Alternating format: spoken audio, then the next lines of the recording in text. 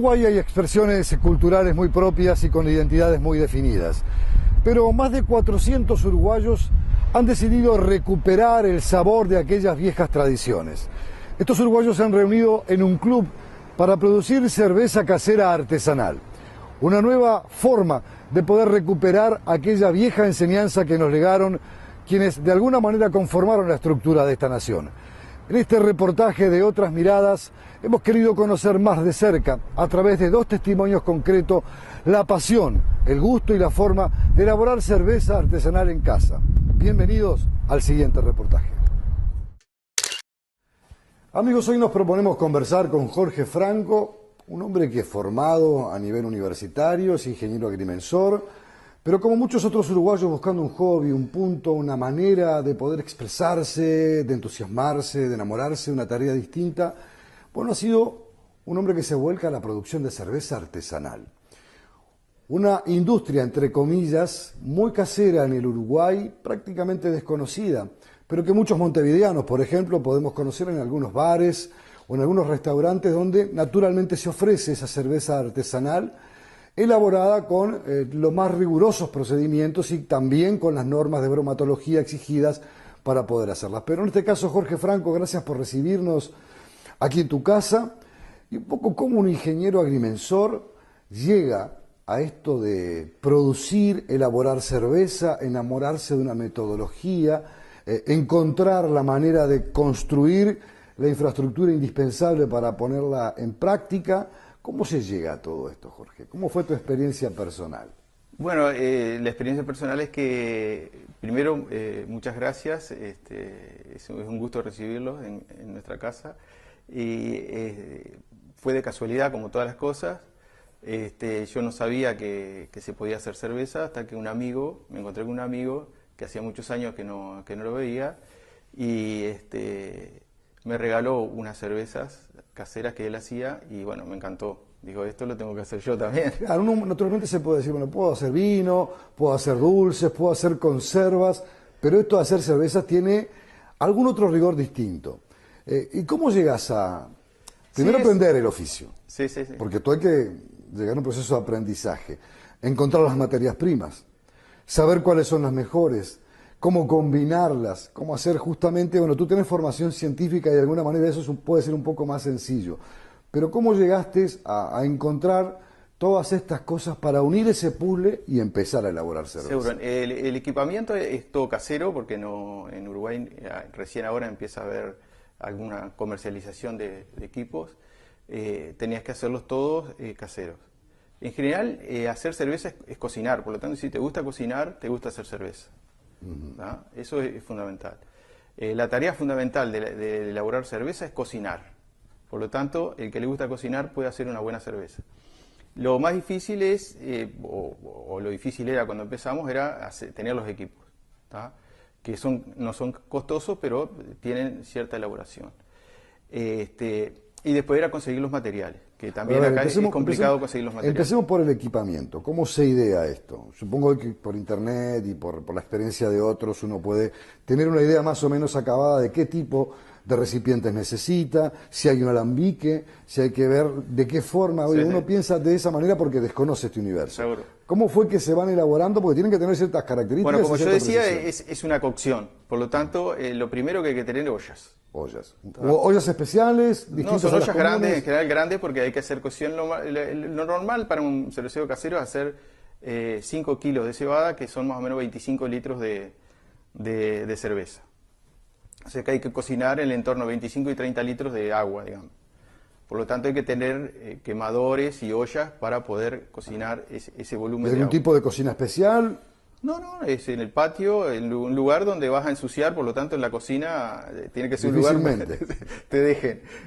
Pero puede ser en general es en el patio donde bueno podés tirar agua porque se usa mucha agua. Pero el equipamiento fundamental es un quemador bueno con una garrafa, una olla grande.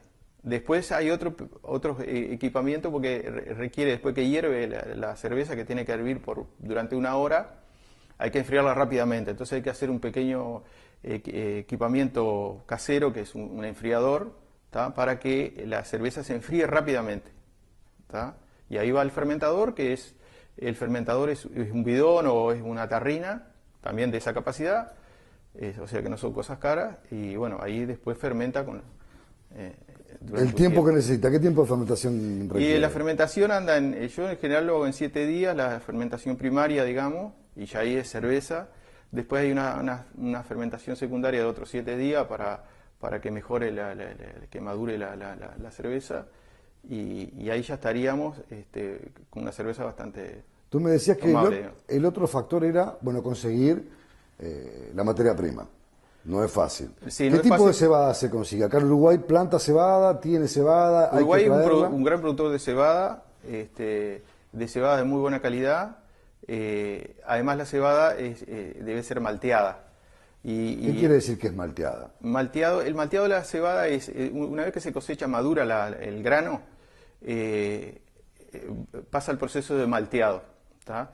El proceso de malteado es que se le humedece al grano, es humedecido y se lo deja brotar en torno de 4, 5 o 6 días, dependiendo de la temperatura y de la humedad, hasta que larga un pequeño un brote ahí chiquito, y se para ese proceso, se seca de nuevo, pierde las raíces que generó y entonces vuelve a ser el grano que era, pero internamente hubo una transformación biológica.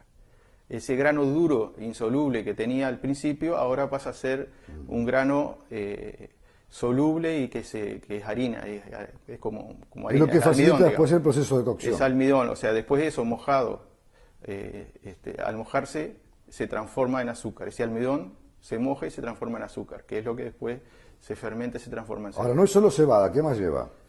Lleva lúpulo, ¿tá? Que es una flor que yo ahora les muestro porque tengo una planta ahí. Es una flor que es muy amarga, ¿tá? Y es la que le da el sabor característico a la cerveza. Y el sabor. En cualquier fabricación de cerveza, ¿esa flor es la clave? El lúpulo es fundamental. Así sea cerveza industrializada. Sí, sí. Por ejemplo, la Oktoberfest, que es conocida, digamos, de Alemania, una de las fiestas más importantes de la cerveza en el mundo. Hay una ley que exige que las cervezas de la Oktoberfest solo tienen agua, levadura, lúpulo y cebada, digamos.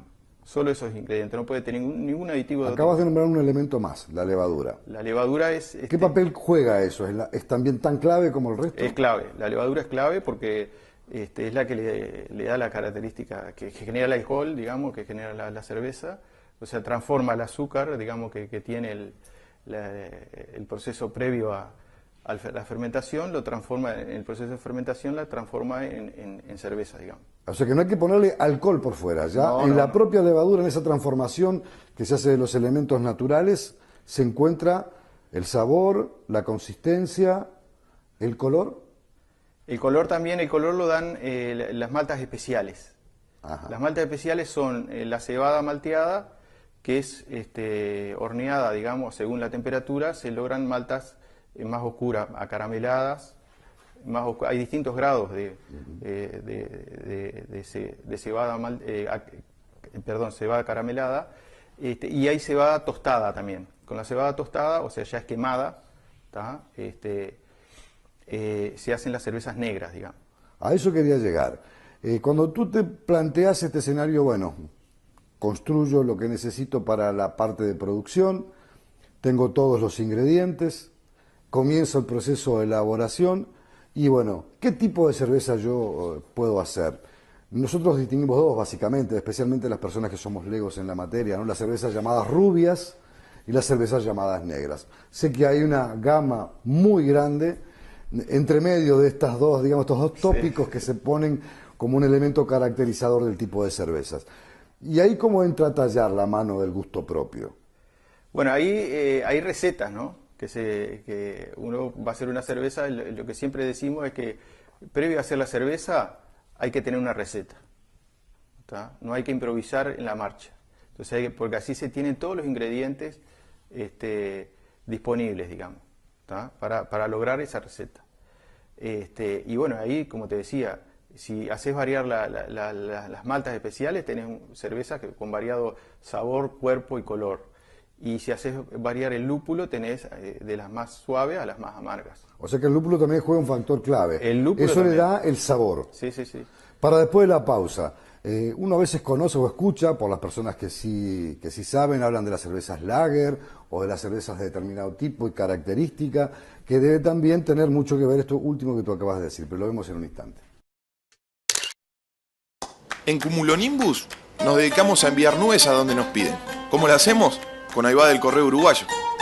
Como somos una empresa chica, agarramos todos los trabajos. Diseñamos desde nubes decorativas hasta nubes cargadas de lluvia. Con Aivá nos aseguramos de que todas las nubes lleguen en tiempo y forma, y nuestros clientes también. A través de una forma práctica de enviar nuestro trabajo y una forma práctica de cobrarlo. Nubes, arcoíris, sonrisas, envíes lo que envíes, ahí va. Descubrí la forma más moderna, fácil y segura de enviar, seguir y cobrar tus paquetes. Entrá a correo.com.uy y conocelo. El correo uruguayo llega hasta donde quieras. La ley en tu lenguaje. Es importante que sepas que por ley se promueve la alimentación saludable de todos los niños y adolescentes, de escuelas y liceos, públicos y privados. Mediante la educación temprana y la disponibilidad en los centros de enseñanza de alimentos saludables, se fomenta la incorporación de hábitos de alimentación sanos para una mejor calidad de vida. Conoce más en impo.com.uy/alimentación saludable. Importa que lo sepas. IMPO, Centro de Información Oficial. Amigos, estamos conversando con Jorge Franco, un hombre de formación profesional, es ingeniero agrimensor, pero también productor de cerveza artesanal. Te preguntaba antes de la pausa, Jorge, bueno, ¿qué diferencia hay, por ejemplo, entre una cerveza llamada lager u otras que tienen otro tipo, supongo, de sabor y consistencia y hasta de color, y con las denominadas cervezas industriales? Tienen un procedimiento más o menos común. Pero una cosa es industrializar y vender al público y otra es hacer cerveza artesanal que es de consumo personal. ¿Cuál es la diferencia entre esas cosas? Bueno, nosotros decíamos que los ingredientes fundamentales eran el agua, la cebada, el lúpulo y la levadura. La levadura es fundamental en los procesos. Hay dos tipos de levadura, o grandes, dividiendo en dos grupos grandes de levadura, que son las lager y las ale. ¿Está? Las lager son las que usan fundamentalmente en las cervezas comerciales, que es una levadura que trabaja con temperaturas más bajas, de entre 10 y 15 grados o menos capaz, pero en el torno de 10 grados, y las levaduras ale fermentan a temperatura ambiente. Eso las hace fácil para el uso de los cerveceros caseros, digamos, ¿tá? Porque no tenemos, si no tendríamos que tener heladeras especiales con temperatura controlada. Entonces eso nos hace fácil el trabajo de fermentación. Y desde el punto de vista del sabor, de la consistencia, de la textura, ¿cuál es la diferencia entre esa cerveza industrializada, pongamos nombres, Pilsen, Patricia, la vieja norteña, con las que ustedes elaboran más al gusto propio, al gustillo que cada uno le quiere dar al producto que genera? Primero, las levaduras ale, a mi entender, son más sabrosas las cervezas que se elaboran con levaduras ale. ¿Tá? La virtud de las cervezas lager está más que nada en la cristalinidad, en la transparencia, en el sentido de que es una cerveza bebible, un refrescante, ¿verdad? Pero las cervezas ale ya son cervezas con más sabor, más amargor, a gusto del fabricante, digamos, y con más cuerpo. Son cervezas mucho más sabrosas y mucho más disfrutables. Y desde el punto de vista de la conservación, ¿no? Uno piensa las cervezas que se elaboran en industrial tienen una fecha caducida en el tiempo, y las que ustedes hacen también siguen ese rigor, ese requisito. Sí, yo supongo que al no estar pausterizada, por nosotros habría que pausterizarla, digamos. Esa es parte del proceso industrial, pausterizar. Seguro, el proceso industrial las pausterizan, entonces logran que la duración sea mayor. Pero en general la producción que uno hace es pequeña y por lo tanto no dura demasiado. A no ser algún tipo de cerveza que pueda ser añejada, porque hay cervezas que pueden ser añejadas. Y a preguntarte eso, como pasa con el que produce vino, ¿verdad? Sí. En su casa incluso. Sí, sí, sí. Hace un tipo de vino especial para el consumo diario, vino de mesa, pero hace también a veces un vino de más largo aliento o algún vino más dulzón o más de cuerpo, más de consistencia, que lo pone en el tiempo a añejar. La cerveza pasa lo mismo. Se pueden hacer cervezas que se añejen, sí. Por lo tanto tienen que tener un nivel alcohólico un poco más alto. la Barley Wine es una muy conocida, pero hay otras tipo Old también que puede ser añejada, pero requieren que el nivel alcohólico esté por encima del 5%. Tú formas parte de un club de productores de cerveza artesanal, casera. Me decías más o menos que son como unos 150 diseminados por todo el territorio nacional. Ustedes no comercializan. La diferencia clave es esa, ¿es para consumo personal o para consumo familiar? O pueden producir para algún determinado evento, pero siempre dentro del ámbito de lo casero, de lo privado. Sí, siempre es casero. O sea, estamos recuperando una tradición como hacían nuestros abuelos, que hacían las conservas, que hacían o vino o lo que sea. Como que el Internet nos permitió volver hacia atrás y recuperar tradiciones que se habían perdido.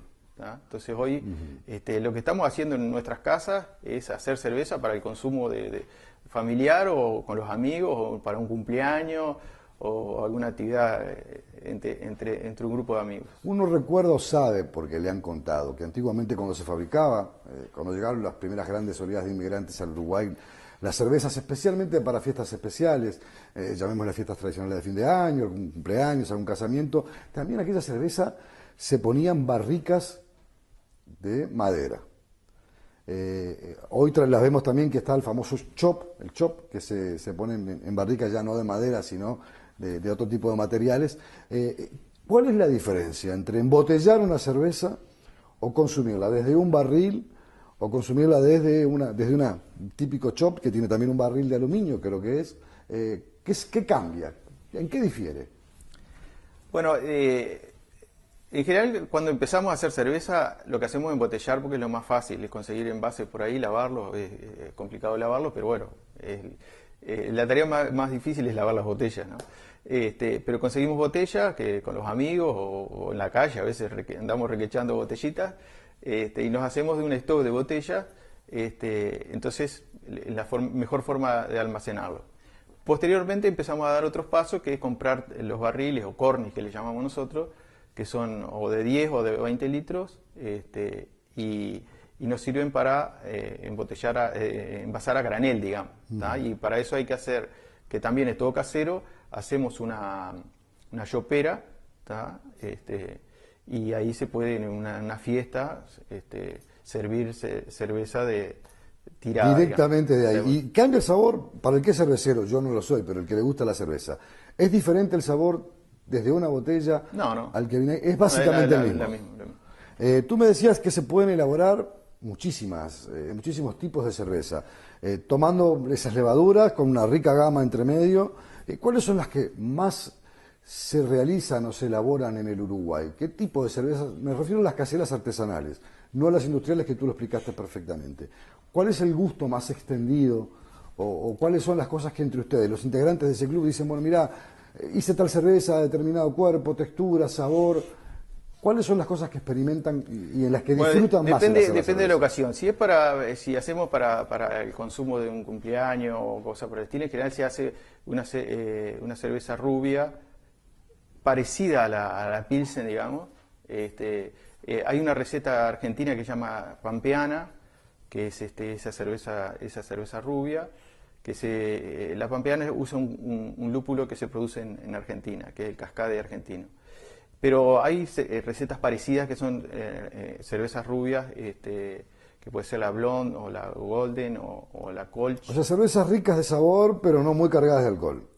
Seguro, son parecidas, son más sabrosas, con más cuerpo, con más paladar. O sea, una cerveza. Lo primero que notas es que la cerveza tiene paladar, digamos, que es lo que el que toma vino o toma algún tipo de bebida, si le gusta. Eso que le gusta que la bebida tenga paladar. Sí. Bueno, estas son cervezas que vos las tomás y tienen paladar. Sí, esto es paladar, digamos. Esa que es la más sencilla, la más común, la que hacemos todos los cerveceros caseros del comienzo, pero después ya a uno le gusta empezarse a complicar. ¿Tá? A experimentar. Seguro, a experimentar. Por ejemplo, una de ellas, que es también una cerveza rubia, es la cerveza de trigo. Que es una mezcla entre granos de cebada, más o menos, ¿no? Mitad y mitad. Cebada y trigo. Cebada y trigo. La cerveza de trigo es una cerveza alemana, en general les gusta mucho a los alemanes, y tiene un sabor característico bastante diferente a la cerveza que nosotros conocemos, que es un sabor a clavo de olor y a banana.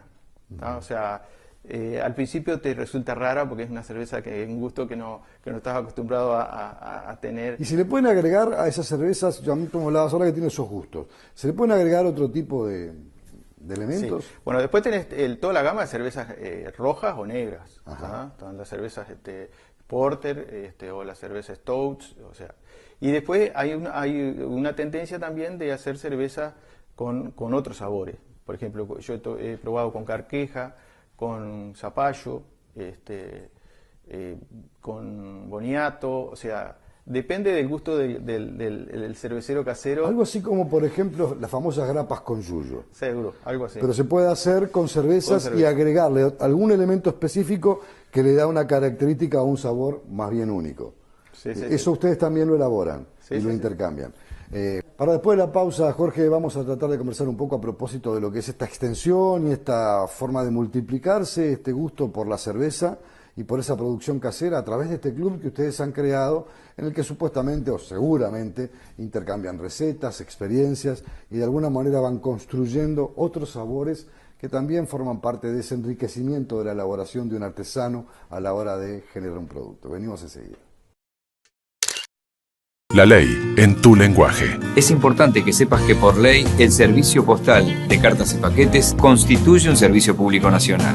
El Estado, a través de Correo Uruguayo, debe garantizar que los servicios postales sean accesibles a la población de manera continua y eficiente. Aquellos usuarios que contraten un servicio postal a prestadores informales son responsables subsidiarios de las infracciones que estos cometan. Conoce más en impo.com.uy/correo. Importa que lo sepas. IMPO, Centro de Información Oficial.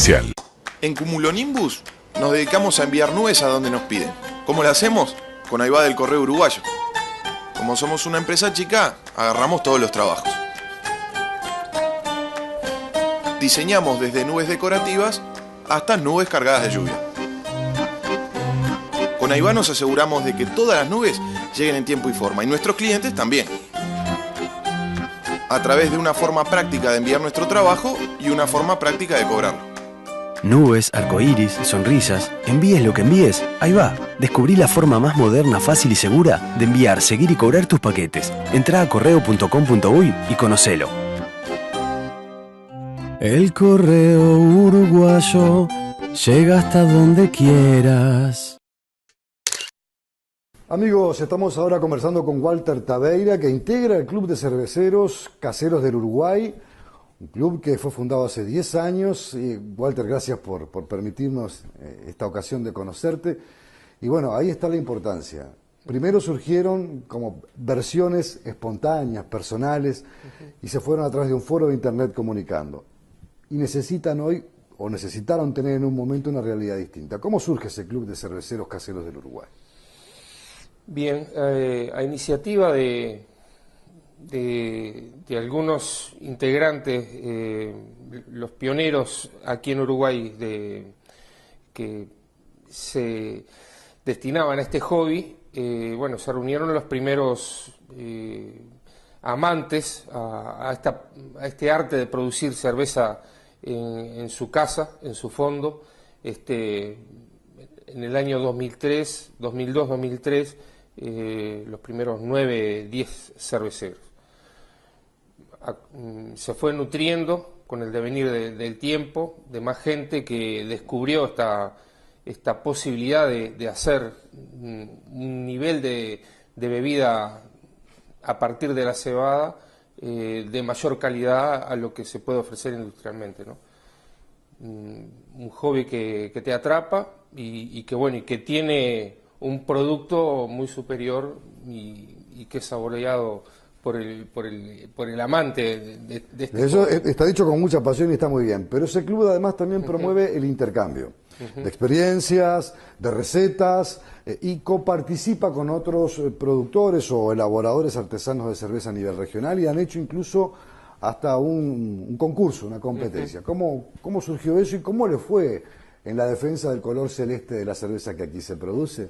En ese marco, un concurso internacional reciente aquí en el país. Bien, el club ha evolucionado cada vez tiene más adeptos, más de 200 integrantes de este foro, muchos más, hay cerca de 400 integrantes del foro de Internet, y el club, como tuvo necesidad de en esa madurez sacar su cédula de identidad.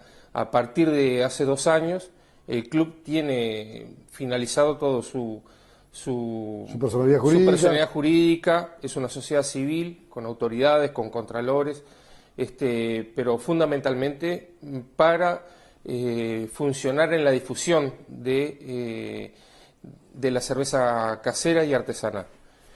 En ese transcurrir también se han generado relaciones a nivel internacional con algunas sociedades cerveceras, fundamentalmente en Argentina, Brasil, lo que posibilita intercambiar otras experiencias también. Internamente el club, mediante ese foro, soluciona problemas que te surgen a ti cuando tenés que enfrentarte a cocinar, a generar la cerveza, hacer el mosto, generar la fermentación, los implementos, los insumos, que a veces es difícil, pero más allá de lo que uno pueda leer en las páginas, tú en tu cocina podés hacer cerveza casera de una calidad muy superior a lo que... ¿Cómo se han testeado a nivel internacional con otras experiencias de la región? Sí, en el primer campeonato que se hizo a nivel nacional fue muy bien, hubo una gran participación de socios que presentaron muestras para que sean catadas por jueces internacionales, y también se hizo al mismo tiempo Copa Sudamericana. Los primeros premios en esa competencia